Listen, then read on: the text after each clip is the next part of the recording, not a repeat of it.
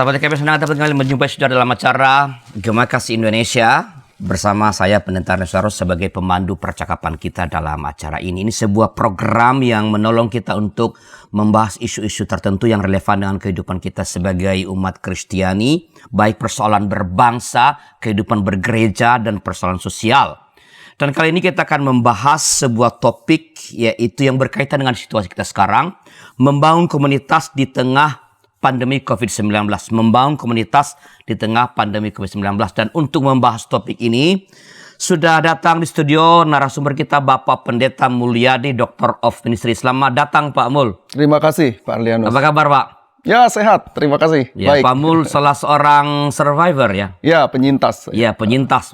Pak Mul pernah dengan Bu Novi ya, dengan istri dan keponakan. Keponakan mereka mengalami pandemi ya, dan mereka berjuang dan puji Tuhan. Udah lama sih sebenarnya. November tahun lalu. ya. Akhir November sembuhnya. Ya. Pak Mul ini adalah pendeta GKI dengan base pelayanan di GKI Muara Karang, Jakarta. Dan juga menjadi pengajar di STT Jakarta atau Sekolah Tinggi Filsafat Teologi Jakarta, STT Jakarta. Mengampu bidang studi apa ya Pak Mul?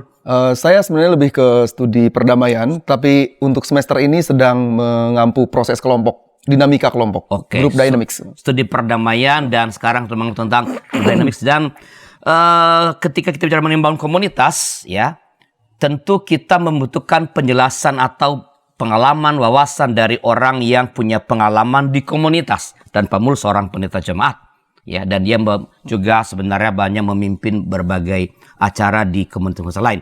Nah Pak Mul, saya mulai percakapan kita dengan ini Pak. Kan kita bicara mengenai membangun komunitas di tengah-tengah COVID-19.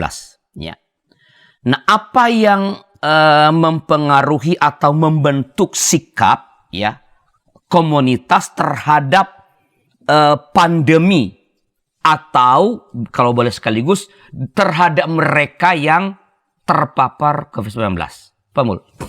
Ya, terima kasih. Mungkin landasannya dulu ya, Pak Arlianus. Jadi setiap kali kita berbicara soal komunitas, maka kita mesti memahami ada dua hal dulu, yaitu komunitas itu ada seorang yang bernama Scott Peck mengatakan community by accident dan community by design. Jadi kalau community by design ya yang dibentuk secara sengaja seperti panitia misalnya begitu ya. Tapi kalau community by accident adalah sebuah komunitas yang dibentuk karena memang tidak ada rencana. Begitu saja tiba-tiba. Nah contoh sekarang yang terjadi, pandemi ini telah membentuk sebuah komunitas yang secara by accident, secara tidak disengaja jadi begitu. Waktu saya di Wisma Atlet ya, ketika pertama kali terpapar dan kami dirawat 3 hari di sana di Wisma Atlet karena waktu itu istri saya membutuhkan HCU dan HCU-nya penuh. Di sana itu sampai kemudian terbangun sebuah komunitas. Kita saling menolong, saling menopang. Bahkan ada sebuah ruang yang di depan tuh disiapkan gitu ya. Mereka yang sudah selesai itu diwisuda begitu. Ya foto saja sebenarnya gitu ya. Yang udah selesai sudah selesai ya. Sembuh maksudnya. Sembuh, kita menyebutnya kita lulus gitu. Wah, senang sekali. Saya tidak lulus dari sana. Pindah kampus ya. Pindah kampus saya. Kemudian dirawat di rumah sakit PGI Cikini ya. Dan dari sana saya lulus gitu kan. Masuk dulu isolasi dan sebagainya dan sebagainya. Nah, itu community by accident. Jadi dari situ kemudian ada orang-orang yang kemudian membentuk komunitas-komunitas gitu ya. Nah, tetapi persoalannya sekarang yang saya pikir harus diterjemahkan dengan baik di tengah-tengah proses ini. Apa sih yang membentuk komunitas itu?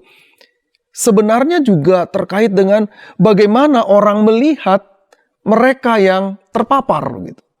Pandangan terhadap mereka ini. Ini kan soal hermeneutics di dalam cara menafsir, cara memahami yang menurut saya ada pemahaman teologis yang muncul pada pandemi seperti ini. Pada orang-orang yang terpapar demikian. Ada yang negatif melihat gitu ya.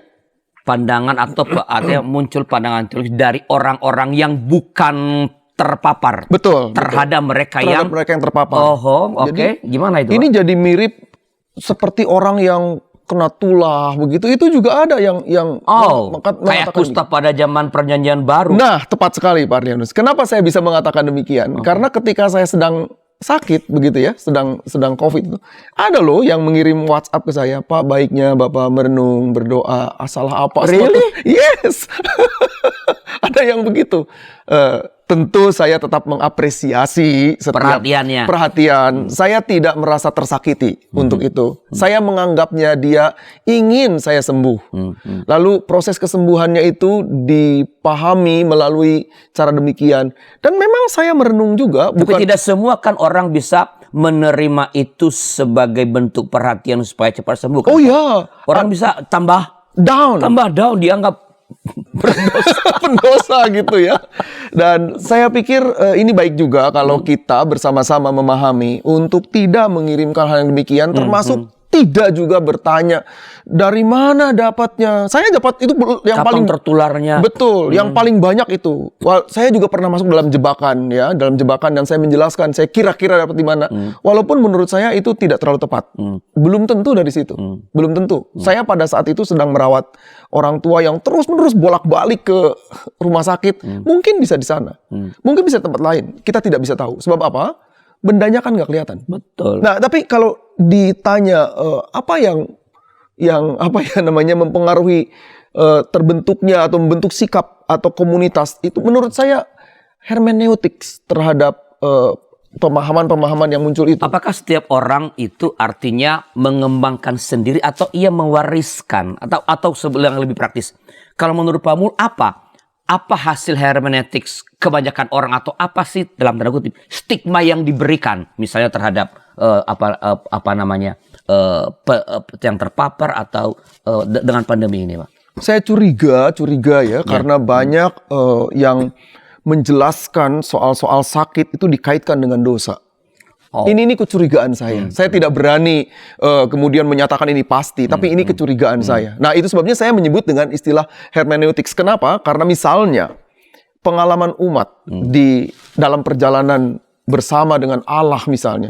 Tetapi bahwa di Mesir, lalu Mesir kena tulah dan sebagainya, akibat menghambat orang mau datang kepada Allah. Lalu misalnya pengalaman Gehazi yang kemudian merampas sesuatu yang tidak semestinya, itu kemudian dipersepsikan sedemikian rupa. Sehingga cara memahami hermeneutics terhadap itu jadi begitu. Pandangannya demikian. Misalnya juga yang terjadi pada Ayub misalnya. Ayub yang kemudian seolah-olah oleh Allah dihukum gitu. Padahal bukan itu konteksnya. Sama sekali bukan demikian. Justru Allah mau menghajar iblis dengan cara demikian karena ada orang yang kuat begitu rupa. Dan digempur dengan berbagai persoalan, dia bisa bertahan dengan kuat. Ini persoalan serius menurut saya yang harus dipahami oleh kita semua. Umat harus paham juga. Ya, jadi artinya sebenarnya berkembang di antara masyarakat lah, sebut begitu, sebagian masyarakat, pandangan-pandangan yang memang bersumber dari teks-teks suci, kitab suci. Tadi Pak Pendeta sebut Gehazi, Ayub. Betul. Tetapi mereka ambil begitu rupa dan terapkan begitu saja tanpa memahami konteks teks semula, dan juga tidak mengerti sebenarnya pandemi ini karena apa. Begitu maksud Pak. Yang terakhir itu lebih penting menurut saya Pak Arlianus. Karena mereka melihatnya dengan cara demikian. Dan saya merasa, tapi sekaligus juga saya merefleksikan cara pandang seperti ini sangat merugikan. Merugikan buat yang bersangkutan, yang memandang demikian, tapi merugikan juga dengan orang yang seperti kami. Yang sedang berjuang. Saya perlu sedikit menggambarkan untuk kita. Ibu bapak, di tengah situasi seperti itu, saya, dan terutama istri saya yang paling kelihatan, nanti saya ceritakan sedikit ya. Istri saya itu berjuang keras untuk bagaimana bisa mendapatkan nafas dengan baik. Itu megap-megap, sudah oksigennya banyak sekali, berapa tabung saya nggak bisa hitung. Itu luar biasa. Saya resah. Nah, daripada saya kemudian menuding-nuding misalnya gitu ya. Saat itu betul momen itu support habis-habisan. Ternyata hasil CT scan saya lebih parah dari istri saya. Hanya dokter bilang, Bapak lebih berbahaya karena nggak ketahuan.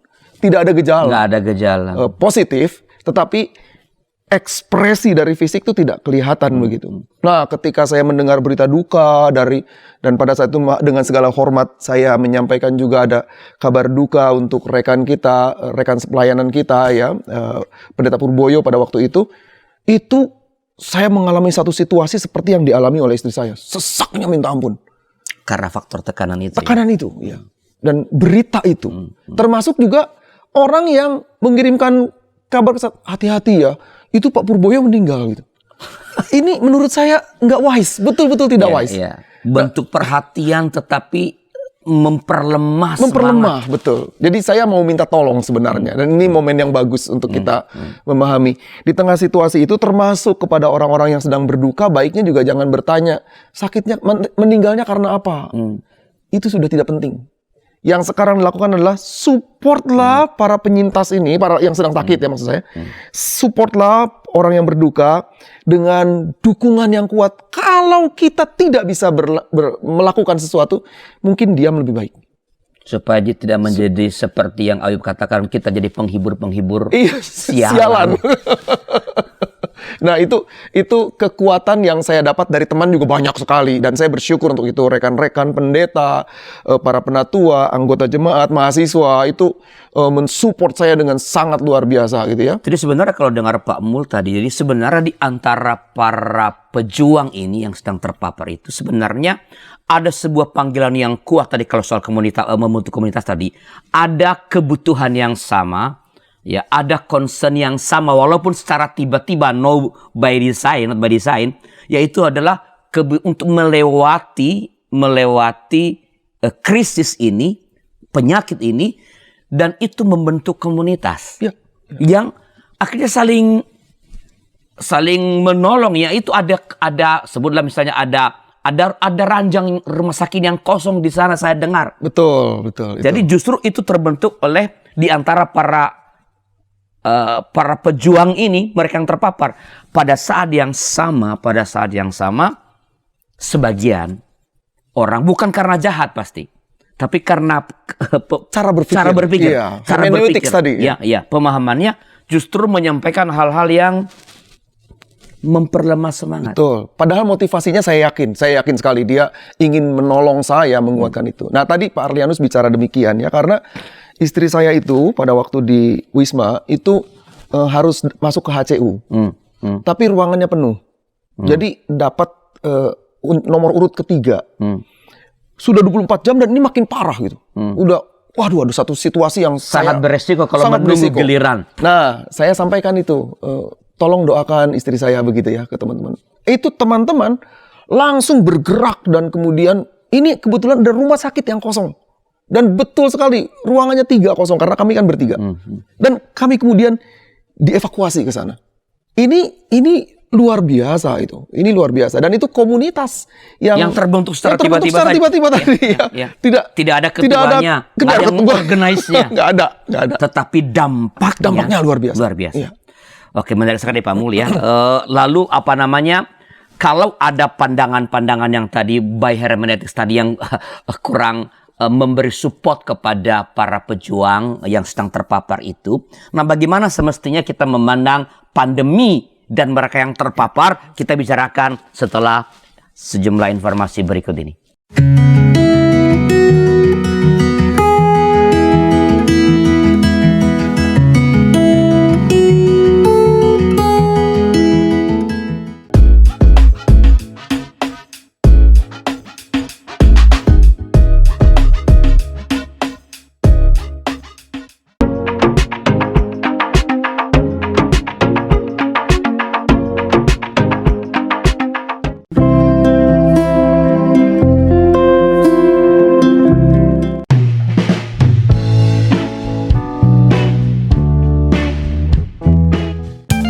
Sahabat, mari dukung pelayanan dan pekabaran Injil melalui YKB dengan membagikan link acara ini kepada sebanyak mungkin orang. Dukungan juga dapat saudara lakukan dengan mentransfer dukungan finansial ke rekening BCA ke nomor 450 305 2990 450 305 2990 atas nama Yayasan Komunikasi Bersama.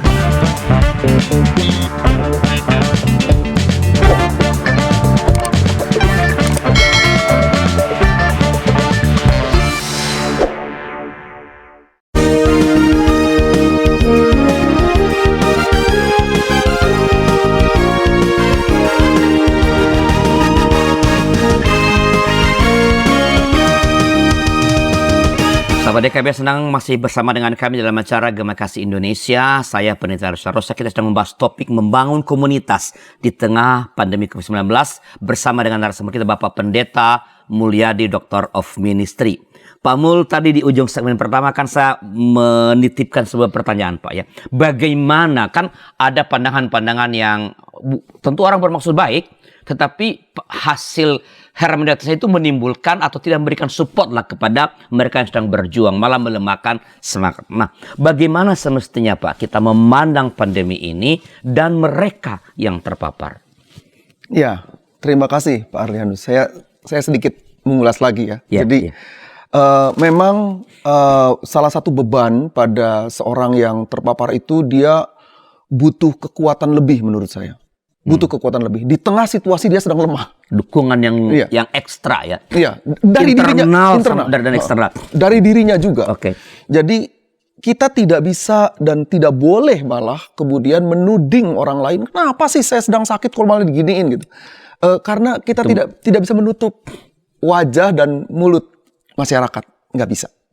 Yang harus kita lakukan adalah kita membangun spirit di dalam diri kita. Nah, itu sebabnya saya katakan kerja kerasnya di situ. Karena persoalannya kita yang mengerti diri kita. Kita yang tahu. Ada nggak masa ketika terpuruk? Saya mengalami itu.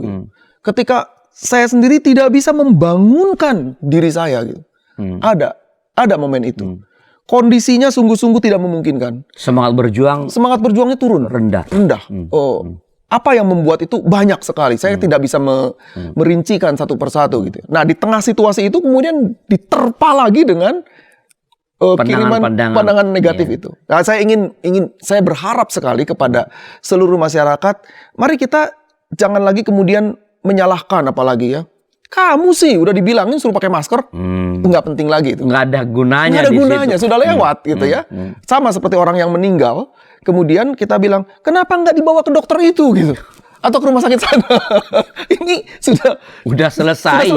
Yang harus kita lakukan adalah memberikan support. Nah, jadi saya pikir kalau ditanya bagaimana nih semestinya memandang pandemi ini, saya kira kita perlu belajar dari para tokoh juga. Misalnya ya, saya mengingat Kazuo Kitamori misalnya.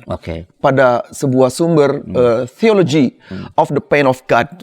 Ia mengatakan bahwa memang penderitaan itu his essence. Jadi memang Allah sendiri secara esensial pada dirinya sendiri itu hakikat Allah. Hakikatnya itu sudah menderita dan dia hadir untuk itu. Karena itu kasih Allah yang sangat konkret itu kalau dihadirkan, orang memiliki sebuah nilai yang kuat sekali. Karena dia memahami Allah sendiri ikut menderita bersama dengan penderitaan kita. Jadi ketika kita sedang sakit, di situ Allah juga hadir dalam kenyerian bersama, dalam penderitaan bersama. Kalau di kampung kami itu ada sebuah istilah hinis. Hinis itu bambu yang tipis sekali gitu. Kalau keset gitu kan perihnya bukan main. Nah, perihnya Allah itu seperti itu, bahkan lebih. Karena itu kalau diajak kita untuk melihat, mari kita melihat kenyerian Allah juga. Dan kita diminta untuk menghubungkan peristiwa-peristiwa kenyerian Allah itu dengan penderitaan-penderitaan orang. Dengan kenyerian orang. Maka kita merasakan betapa di tengah pandemi ini Allah sebenarnya sedang menderita. Bersama dengan orang-orang yang menderita, bukan hanya karena sakitnya saja, penyakitnya maksud saya, tapi orang yang harus isolasi karena ada anggota keluarganya yang sakit, dia sendiri negatif, tapi kan potensial dia menjadi OTG misalnya gitu ya. Mereka juga turut menderita. Dan dia memikirkan keluarganya yang betul, yang sedang terpapar itu. Lalu yang lebih perih lagi adalah ketika anggota keluarga yang terpapar ini kemudian meninggal dan dia tidak bisa menemani. Dia tidak bisa hadir di pemakaman atau di kremasi misalnya ya. Dia tidak bisa bahkan untuk yang terakhir kali melihat wajahnya, nggak bisa. Tidak mungkin sudah. Karena sudah di wrapping, sudah segala macam itu, tertutup petinya.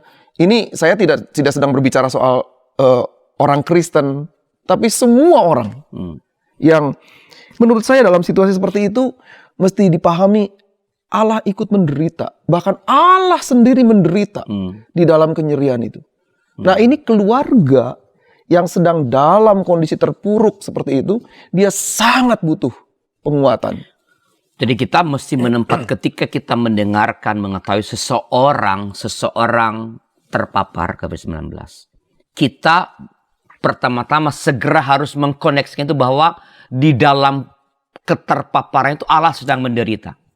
Dan Allah menderita bukan hanya dalam diri yang sedang terpapar, tetapi ada sejumlah orang yang lain, yaitu keluarganya yang memang tidak terpapar. Tapi tadi Pak Mulyo potensial terpapar dan mungkin sedang galau juga memikirkan, mengandai-andai gitu loh. Ini gimana ujungnya dari kekasih kami yang sedang.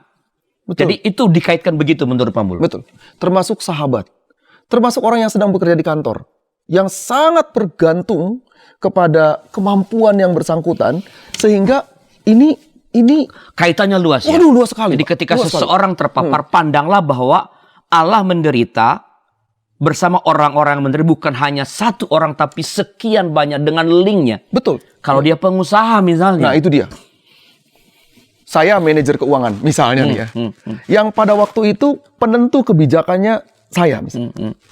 Lalu persis di momen itu saya kolaps. Bukan hanya terpapar, tapi saya sedang dalam posisi nggak bisa merespon apapun. Lalu harus ada sebuah kebijakan yang dilahirkan. Dan kemudian orang-orang bukan tidak berani, tetapi tidak mampu punya akses gitu. Nggak ada Pak aksesnya. Itu mesti bagaimana tuh? Nah ini yang juga mesti kita pikirkan sama-sama ya, keluarga-keluarga dan kalau orang kemudian memberikan sebuah stigma, hukuman, ini sama sekali tidak berempati dan tidak sedang menghadirkan sebuah kehidupan juga bagi yang lain yang terpengaruh akibat dampak ini. Oke, tadi kan Pak Mulyo mengatakan kan kita belajar di beberapa tokoh teolog ya. Pak Mulyo sudah bicara mengenai cara pandang dari Kazuo Kitamori tentang bahwa Allah menderita di sana. Sosok atau paradigma yang lain, pandangan yang lain? Ya, saya kira dan kita patut bersyukur ya di GKI misalnya ada Pak Yosef misalnya. Pak Yosef Widiatmaja. Ya. Beliau terakhir menuliskan buku Altar dan Latar misalnya atau dan. Iya, saya masih itu diterbitkan oleh Grafika Creacindo. Ya, betul itu. Ya. Itu menarik sekali. Di dalamnya beliau mencoba mengkritik, lebih tepatnya mengkritisi sebenarnya. Sesuatu yang selama ini berlangsung begitu rupa. Tapi bagi Pak Yosef misalnya, Pak Yosef menolak pemahaman tentang orang yang sakit sebagai orang yang terhukum. Menurut Pak Yosef nggak boleh itu ada. Beliau itu bagi Pak Yosef ya, itu dengan merujuk pada pergulatan Ayub tadi sudah kita sebut tokoh ini, yang ia melihat pergumulan bukan soal izin Allah. Kalau Allah mengizinkan itu, Allah nggak usah susah-susah kemudian untuk turun ikut menderita di dalamnya. Kalau udah diizinkan, saya ambil contoh. Tapi saya lupa apakah ini doanya Jenderal Douglas MacArthur atau doanya ayahnya Jenderal Douglas MacArthur. Tapi the father's prayer kalau saya tidak salah ya. Dia katakan begini, Tuhan berikan kepada anakku pergumulan yang dahsyat supaya ia begitu tangguh gitu. Tapi juga Tuhan berikan kepadanya kemampuan gitu. Jadi kita melihatnya begini, ini bukan soal izin, tapi ini juga soal kesempatan yang bersangkutan menunjukkan sebuah nilai. Nah, menurut saya cara pandang hermeneutics Pak Yosef di sini terlihat betul bahwa dia betul-betul merindukan orang untuk melihat setiap kasus yang terjadi ini jangan kemudian distigma bahwa orang itu kemudian salah. Apalagi ya maaf ya dengan lebih ekstrim ya Pak Arlianus, terkutuk gitu, dihukum Tuhan sampai kemudian orang tidak punya hak hidup seolah-olah, sampai orang kemudian kehilangan nilai. yang jadi bahaya, dan saya mau sampaikan sama sekali tidak menolong orang yang terpapar ini. Jadi Pak Yosef mencoba menghadirkan sebuah gambaran baru. Saya bersyukur sekali ada pemikiran demikian, dan itu mau mengangkat sebuah nilai harkat martabat kemanusiaan itu diangkat sedemikian rupa, sebab itu juga yang Allah kehendaki, supaya jangan sampai harkat martabat itu dijatuhkan dan kita sebagai sama manusia ikut menjatuhkannya lagi. Menjadi bagian dari yang menghancurkan kemanusiaan itu. Itu sebabnya sesama manusia harus punya spirit untuk membangun. Tidak boleh orang kemudian mengecil-ngecilkan orang gitu, meskipun dia dengan kemampuan terbatas. Jadi kalau boleh saya minta penegasan lagi, Pak. Kalau begitu bagaimana maksudnya relasi antara pandemi COVID-19 ini dengan Tuhan? Tadi Pak udah bicara mengenai masalah apa pandangan tentang Allah yang menderita, Pak Yosef jangan kaitkan. Jadi sebenarnya menurut Pak Mul sendiri bagaimana nih relasi antara pandemi COVID-19 dengan Tuhan? Saya lebih setuju dan cenderung mengatakan bahwa dalam konteks COVID ini, COVID-19 ya, kita dipanggil justru untuk menghadirkan pekerjaan Allah. Jadi di sini stigma pendosa dan orang yang terhukum atas penyakit, yang mendera, itu sebenarnya harus dipangkas. Komunitas kita harus menjadi sebuah komunitas yang meyakini bahwa Allah hadir untuk menyatakan kasih. Dan kaitannya itu. Jadi kalaupun orang menderita, dia bukan karena dihukum, tapi sekaligus juga orang-orang yang tidak mengalami pengalaman itu, dia punya panggilan untuk melahirkan sebuah nilai. Nah ini yang kemudian relevansinya kalau saya melihat teks Alkitab di Injil Matius 25 misalnya, terasa sekali. Apapun juga yang kamu lakukan untuk salah seorang saudaraku ini, kamu melakukannya untuk aku. Kata hina di situ tidak boleh diterjemahkan sebagai orang yang sebagai orang yang berdosa dan sebagainya, tapi pandangan yang muncul pada waktu itu harus dibebaskan bahwa orang-orang yang demikian adalah orang-orang yang membutuhkan kasih Allah. Bagaimana caranya kasih Allah hadir? Kita. Nah, kalau begitu, kalau ini tidak ada hubungan dengan dosa ya, oke lah itu. Kalau saya diterpapar COVID-19 bukan berarti saya sudah melakukan dosa dan karena Tuhan menghukum saya.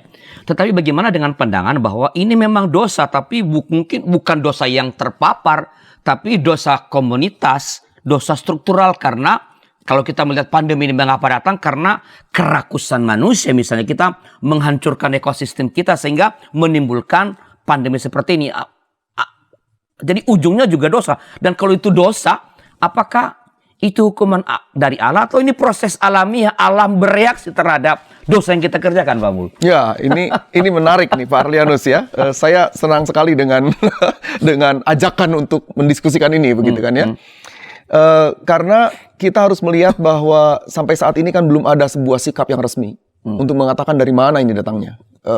Kita belum bisa, paling tidak. Kalau nanti ditemukan pun, seandainya ditemukan pun, kita menurut saya lebih tepat kalau kita minta pertanggungjawaban kepada siapapun itu ya, pertanggungjawaban. Maka kalau kaitannya dengan kesalahan mungkin saya bisa terima begitu. Tapi kalau kemudian jadi dosa, ini kan haknya Allah untuk menentukan begitu kan ya. Tetapi lebih tepat kalau kita kemudian mau menelusurinya demikian. Ini adalah sebuah panggilan pada kita untuk menjalankan sebuah kehidupan dengan lebih baik. Untuk menjadikan hidup kita itu lebih bernilai. Bahwa ketika kita diperhadapkan dengan situasi yang demikian, dampaknya ini besar sekali loh, ini kemana-mana loh. Tidak boleh ada seorang pun yang, kalau benar itu karena tindakan seseorang misalnya, yang kemudian menghadirkan kembali hal yang serupa ini. Atau kalau ini karena kesalahan kita terhadap satu sistem di dalam kehidupan, sampai kemudian ekosistem jadi rusak. Nah ini kesadaran yang harus dimunculkan supaya kita membenahi hidup kita, cara hidup kita, agar seluruh proses ini dapat berjalan dengan baik. Sehingga rangkaian kehidupan kita sebagaimana yang Allah tentukan dari awal, sungguh amat baik di dalam kitab Kejadian pada saat proses penciptaan. Dan manusia diajak untuk merawat kehidupan itu. Ini yang saya kira mesti ditampilkan dan dihadirkan. Jadi daripada lah sebutlah inilah dosa kita bersama, kesalahan kita karena kita merusak alam, lah. Tetapi daripada meneriaki kegelapan, lebih baik menciptakan terang, memasang lilin, sebatang lilin. Betul. Oke lah, sebut itu kesalahan kita bersama karena kita rakus lah, ya kita sebut kita lah, ya. Tetapi ini sudah terjadi, itu sudah lewat. Ini kesempatan untuk menyalakan hati, mengembangkan sikap hidup yang baru supaya yang seperti ini jangan terulang lagi. Wah, menarik. Nah, bagaimana kalau begitu di tengah-tengah keadaan semacam ini sebenarnya gereja atau apa yang dilakukan gereja untuk membangun komunitas di tengah-tengah tadi pandemi yang sudah kita bicarakan tadi dengan segala macam pandangan-pandangan sebagai hasil hermeneutiks masing-masing orang atau kelompok, kita bicarakan setelah informasi berikut ini.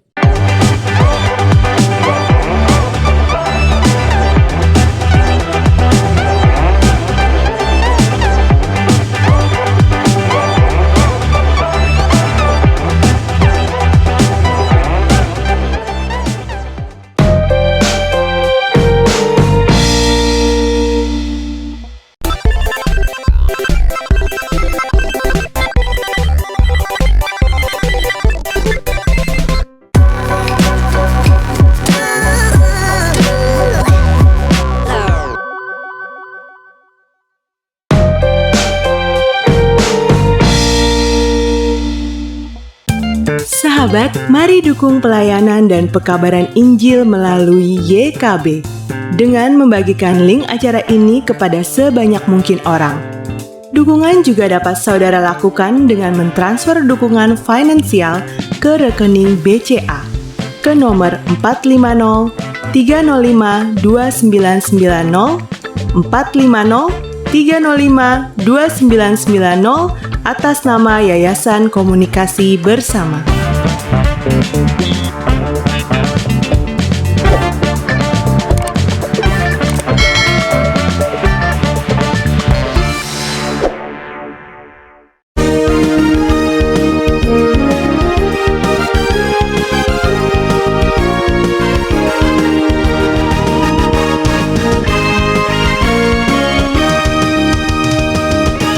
Sahabat IKB, mereka masih bersama kami dalam acara Gema Kasih Indonesia. Kita sedang berbicara mengenai membangun komunitas di tengah-tengah pandemi COVID-19. Saya Pendeta Arsulor sebagai pemandu percakapan kita. Dan narasumber kita Bapak Pendeta Mulyadi, Doctor of Ministry.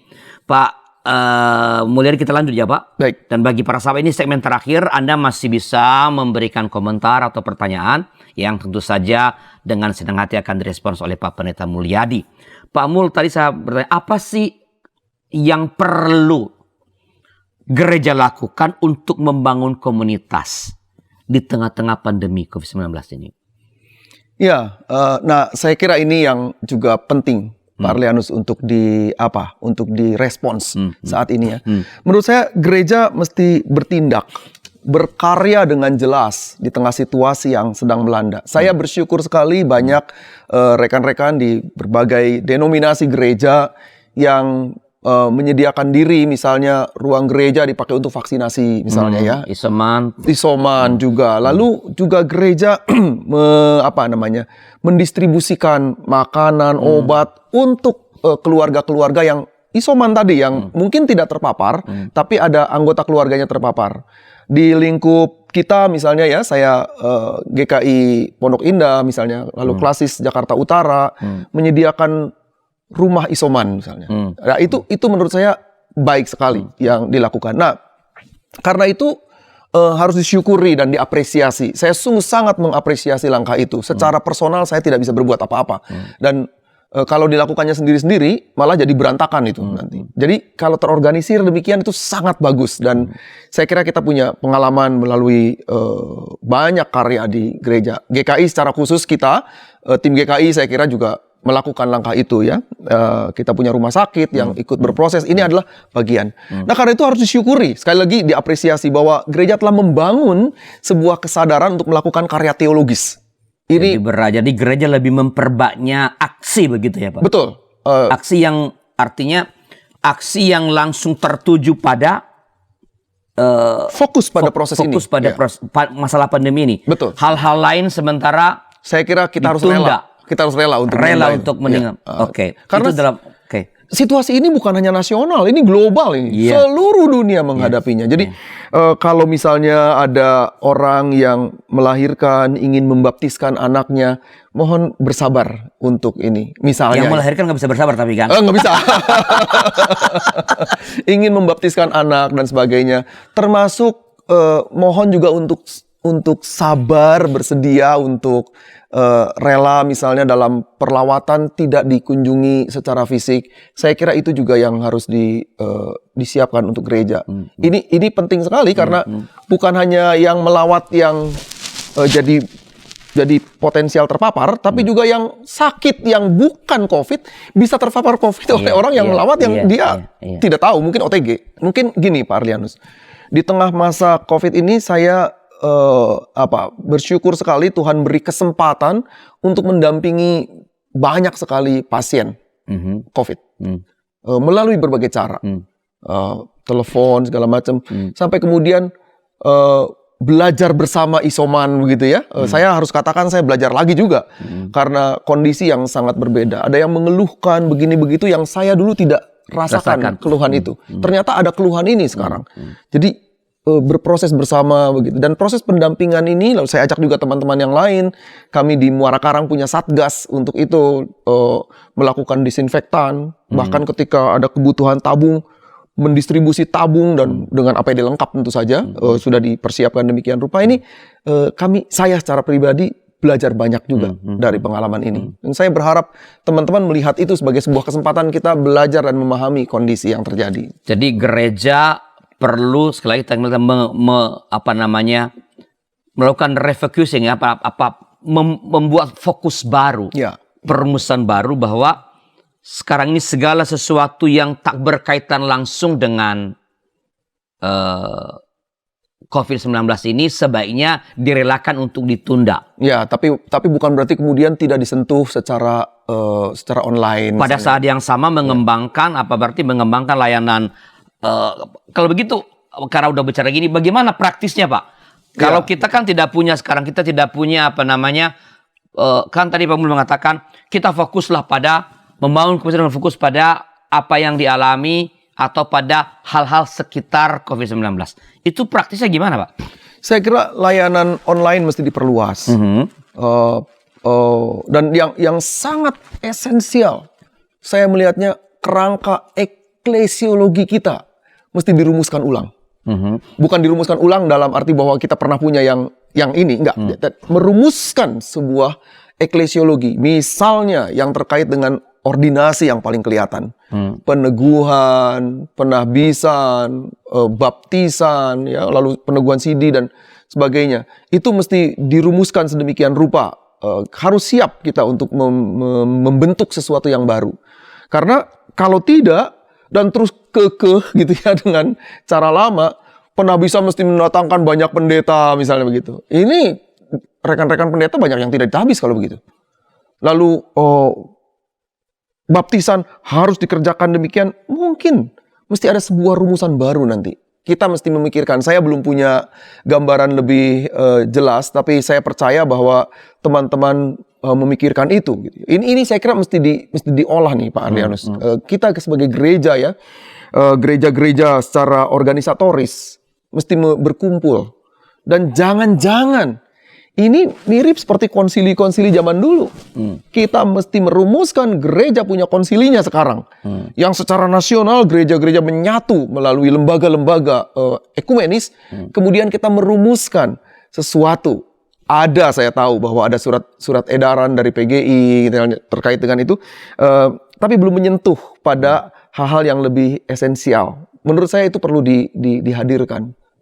Jadi perlu reinterpretasi terhadap akta liturgis begitu. Betul, sakramen dan sebagainya itu perlu diolah kembali menurut saya. Nah, kalau saya saya ingin yang itu kan oke lah, itu perlu dilakukan dan itu membutuhkan waktu, perlu kajian-kajian teologis historis juga segala macam. Saya ingin yang praktis kan. Kita kehilangan tadi kesempatan untuk bertemu dengan umat. Bagaimana kita merawat komunitas sementara kita nggak bertemu? Ketika kita misalnya perkunjungan tadi, gimana sih dilakukan agar esensi dari misalnya perkunjungan ketika kita lakukan sebutlah dengan video call atau Zoom, itu tetap apa namanya terpertahankan esensinya. Memang polanya tidak bertemu lagi. Gimana sih Pak Mul? Kalau pengalaman Pak Mul sebagai pendeta jemaat gimana? Iya, terima kasih Pak Arlianus Larsa. Jadi khusus tentang yang COVID dulu ya. Yang COVID itu ada beberapa cara yang bisa dilakukan. Pertama, misalnya menggunakan sarana, ya maaf saya sebut ya, WhatsApp gitu ya. Itu message yang kita berikan, lalu mendengarkan suara mereka melalui itu, lalu telepon, video call, Zoom meeting, dan semua sarana. Itu bisa dilakukan untuk itu ya. Belakangan ini saya lebih banyak berbicara tentang hal demikian, termasuk mengirimkan message sekadar bertanya misalnya. Ternyata pertanyaan itu punya dampak yang luar biasa. Mereka akhirnya begitu panjang menyampaikan. Saya hanya sekadar bertanya pergumulan Anda bagaimana hari ini misalnya gitu ya. Apa kabar? Ternyata dia cerita banyak sekali dan ada kebutuhan lain. Itu yang mesti dirawat. Itu yang pertama. Tapi sekaligus juga kepada yang sudah terpapar, menurut saya kita tidak boleh punya rasa malu. Apalagi kemudian rasa terhukum. Itu juga mesti dibantu untuk keluar dari perasaan itu. Supaya apa? Supaya secara praktis juga mereka merasakan bahwa hidupnya bernilai. Tidak normal. Saya harus katakan tidak normal. Orang menyebut new normal gitu ya. Ini tidak normal. Karena untuk keluar juga susah. Orang-orang di sekeliling juga takut. Saya kira maklum. Nah, karena tahu bahwa mereka ketakutan, tahu bahwa sulit, maka kita mesti menjaga diri juga kan. Saya tidak keberatan ketika di awal dan ke rumah disupport gitu ya. Kami sampaikan ke tetangga, saya baru sembuh ya. Jadi kalau ketemu saya, yuk menjauh dari saya. Lalu ada orang yang mengirimkan barang-barang yang online, kan kami belanja juga online jadinya kan. Lalu saya bilang, Mas nggak ada yang ditandatangan ya, simpan di bawah atau simpan di cantelan gitu. Saya baru COVID. Waktu itu saya sampaikan demikian. Kami baru COVID, jadi yuk di situ. Tapi jangan khawatir, saya sudah semprot ini semua gitu ya. Yuk gantung saja, jauh-jauh. Ya Pak, tapi harus difoto. Ya foto aja, tapi foto saja dari jarak jauh. Kalau orang mengatakan 2 meter, saya kasih 4 meter bahkan, lebih jauh. Nah ini harus ada keberanian juga. Nah kalau ada orang yang mengaku atau berani coming out gitu, kalau orang-orang mengatakannya, berani untuk mengatakan, mari masyarakat justru memberi ruang untuk yang bersangkutan. Jangan di-judge gitu ya. Jangan di-judge justru. Keberanian untuk, walaupun tidak harus berkuar-kuar juga, itu nggak penting menurut saya. Tapi kalau sedang berkomunikasi dengan orang supaya jangan terjadi kesalahpahaman, saya ke Pak Arlianus bisa mengatakan, Pak Arlianus agak jauh ya dari saya ya, saya COVID nih. Atau, maaf Pak, ini saya lagi flu nih sekarang. Walaupun pakai masker gitu, Bapak menjauh. Nah, Pak Arlianus tidak boleh punya perasaan terluka. Karena saya minta berjarak. Seolah-olah tidak mau dekat. Tidak mau dekat, bukan itu. Justru saya mau melindungi Pak Arlianus. Karena saya sadar keadaan saya harus lindungi masyarakat. Saya harus lindungi yang lain. Nah, tapi masyarakat tidak boleh menstigma saya gitu. Jadi kita kerjasama nih. Dua-duanya mempunyai sebuah pemahaman. Nah, dan dalam hal ini saya sedang menghubungi beberapa orang ya untuk membangun sebuah komunitas lah begitu ya. Untuk supaya kita bersama-sama bisa berelasi dan saling menguatkan di antara para penyintas ini. Supaya para penyintas ini menjadi berkat bagi yang lain. Menolong yang lain. Pengalaman Anda lebih dari saya ternyata. Dan saya belajar dari Anda. Betul nih, ada satu anggota jemaat, sesak sekali gitu. Wah, susah sekali gitu ya. Lalu setelah selesai, saya belajar dari dia. Saya tanya bagaimana Anda mengatasi ini. Nah, yang pelajaran itu kemudian saya share ke yang lain. Kalau ini terjadi, saya kira itu konkret sekali yang bisa dilakukan oleh gereja. Nah, gereja mesti memfasilitasi ruang itu. Saya tahu di misalnya GKI Bekasi Timur, GKI Gunung Sahari itu punya komunitas cancer ya. Apa namanya ya? Supporting group. Supporting group, betul. Nah, mungkin ini bisa juga dilakukan untuk yang COVID. Dibuat di di Ukrida, Rumah Sakit Ukrida dengan BPMS Jabar kan betul. setiap Selasa ya. Betul, ada percakapan kebaktian dan itu dipandu oleh misalnya para pendeta yang memang Yang penyintas. COVID, betul. Saya kira itu bagus sekali dan itu perlu. Tapi bagaimana kalau ada orang yang mengatakan kalau kita semua fokus pada COVID, bagaimana dengan umat yang lain, dengan kebutuhan yang lain, Pak? Energi kita habis untuk ini. Ya justru itu tadi saya katakan bahwa bukan berarti kemudian yang lain itu tidak mendapatkan ruang. Betul harus rela karena ini bahaya ini kalau kemudian tidak ditangani itu besar sekali. Apalagi kalau kemudian pengabaian itu besar sekali karena penularannya kan cepat gitu ya. Dan nah yang lain juga mesti mendapatkan ruang saya kira. Itu difasilitasi. Misalnya kami di Jemaat Muara Karang ya. Kami punya kesempatan untuk membackup keluarga-keluarga yang terpapar demikian kalau ternyata mereka seluruh keluarga mesti diisolasi. Ya siapa yang mau menghidupi? Apalagi kalau keluarga ini kerjanya harian gitu.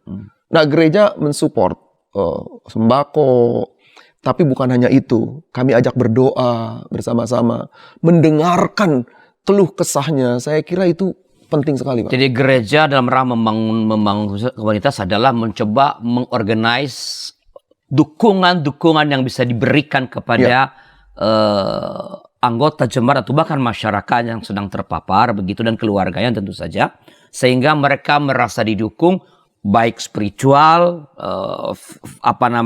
secara fisik begitu, kebutuhan-kebutuhan sehari-hari, ya, tentu ketenangan psikologis. Jadi gereja perlu mengorganisasi itu dan memanfaatkan online menjadi sangat relevan di situ. Betul. Itulah jalan yang bisa ditempuh. Baik Pak Mul, ini percakapan saya menarik tapi kita harus berhenti karena waktu kita terbatas. Sebelum kita menutup acara ini ada pesan pastoral kepada umat berkaitan dengan percakapan ini. Silakan Pak Mul. Baik, terima kasih Pak Ardianus. Ibu bapak dan saudara-saudari yang dikasihi Tuhan Yesus Kristus, situasi pandemi ini tidak bisa kita tolak. Ini adalah realitas. Karena itu mari kita yang pertama tidak membuat stigma kepada para yang sudah terpapar, orang yang kena dengan COVID dan penyakit lain. Tetapi mari kita bersama-sama membangun sebuah spirit. Gereja melakukan upaya-upaya terbaik, memberikan daya dorong positif, memberikan support untuk membangun dan memberdayakan kehidupan mereka. Saya sangat rindu ini dilakukan bersama-sama oleh seluruh umat. Tuhan memberkati kita semua. Baik Pak Mul, terima kasih atas sharingnya berbagi pengalaman, berbagi wawasan dengan kita. Saya percaya ini menjadi berkat bagi seluruh para pendengar YKB GKI TV. Dan bila ada pertanyaan, masukan-masukan, silakan kirimkan ke kami ke nomor 0812-8188-9191. Sekali lagi terima kasih atas kebersamaan kita dan jangan lupa kita ketemu pada episode yang akan datang tentu dengan topik yang berbeda dan tidak kalah menarik. Pak Mul, terima kasih. Terima kasih. Tuhan berkati. Terima kasih Pak Ardianus.